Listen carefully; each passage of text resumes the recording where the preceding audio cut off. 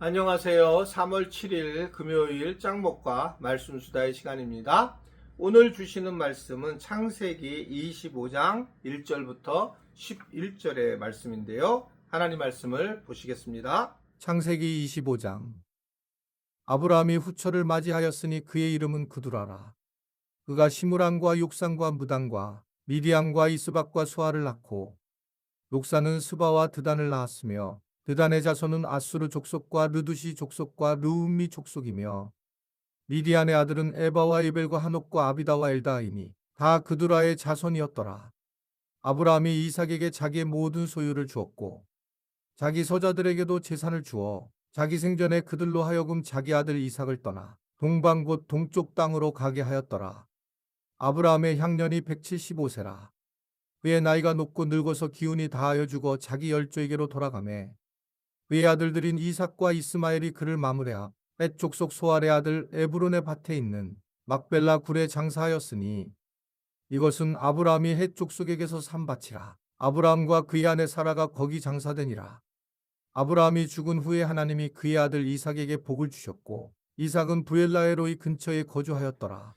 자, 오늘 보면 아브라함이 후처를 이제 맞이하게 됩니다. 그두라라고 하는 후처였는데요.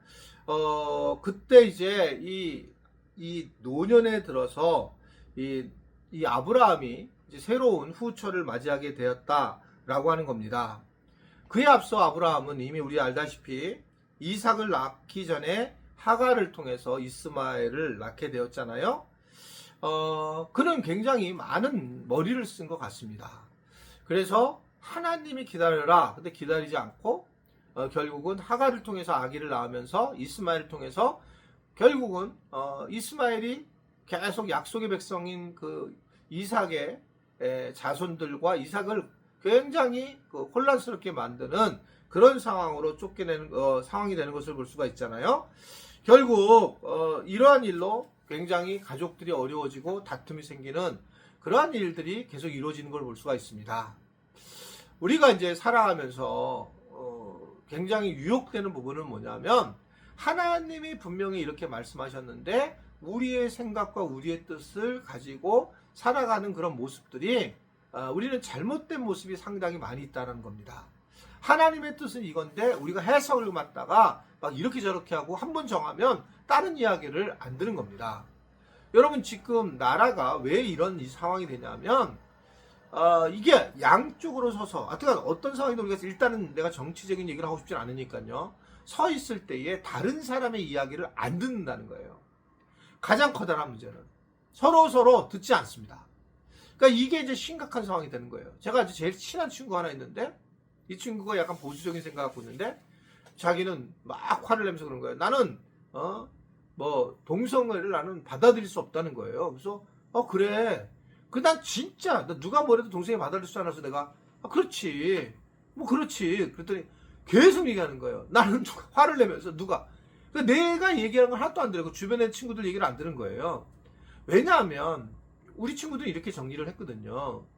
동성애와 동성애자를 구분해야 된다.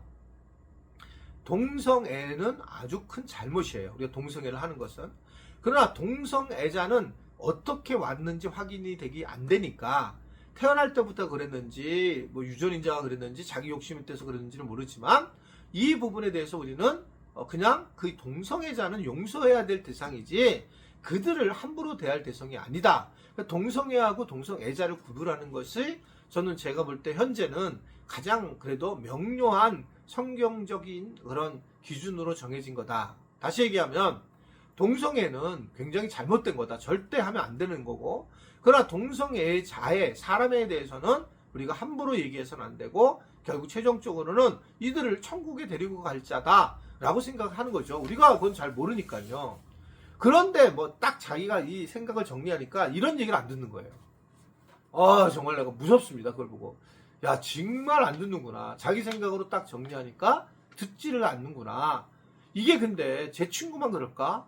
사실은 우리가 지금 이원론으로 자리 잡힌 이 세상 선악과를 먹고 해결되었는데 다시 선과 악을 구별하는 세상 이 세상에서 결국은 이제 다른 사람의 이야기를 안 들으면서 자기의 소견에 옳은 대로 이야기만 하려고 하는 그런 모습을 보인다는 거죠. 의견을 얘기하는 게 잘못된 게 아니라 다른 사람의 의견을 들어보고 자기도 얘기를 해야 되는데 절대 안 되는 그런 모습들을 보이게 되는 것을 볼 수 있습니다. 우리가 이러한 문제 때문에 지금 결국 하갈을 통해서 이스마엘을 낳게 되고 아브라함이 자기 생각이 계속 오는 대로 하나님 말씀을 무시한 거잖아요.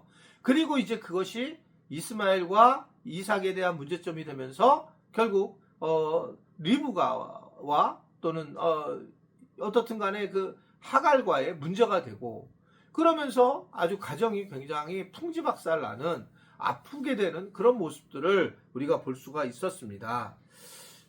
결국은 아브라함이 하나님을 신뢰하는 그런 모습들이 처음부터 완벽하지 않았다는 것이고 아주 위험했던 것을 볼 수 있어요. 우리가 같이 정말 믿음의 아버지가 된 것이 아니라 우리처럼 믿음에 어떤 문제가 있었다.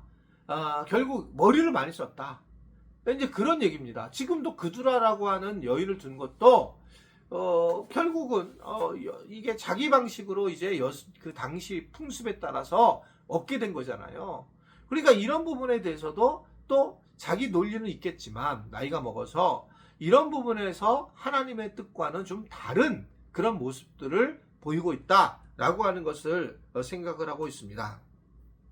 아브라함은 그러면서 이제 결국은 자신의 소유를 서자들에게도 나눠주고 그리고 약속의 자녀 이삭을 제외한 사람들을 아들들을 동막으로 보내서 그래서 자신이 죽은 후에도 하나님의 약속을 이삭이 이어가도록 조치를 취해 주었습니다. 결국 이삭을 세우려고 굉장히 노력했고 결국 그는 이러한 이후부터는 점진적으로 믿음의 성장을 하면서 하나님 앞에서 이제 바르게 그 민족을 즉 언약의 민족 이삭을 세우려고 노력을 했다라고 하는 것입니다.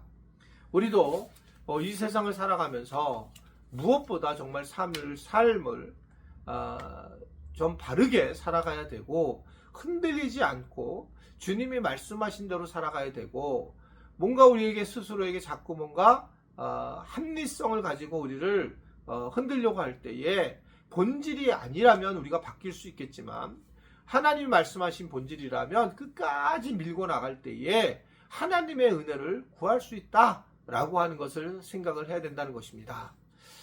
물론 케바케가 많지만 그래도 우리가 근본적으로 하나님과의 관계에서 하나님께서 원하시는 방향이 있다면 그것을 끝까지 밀고 나가는 것이 우리가 갖고 가야 할 아주 중요한 과제라고 생각하게 됩니다.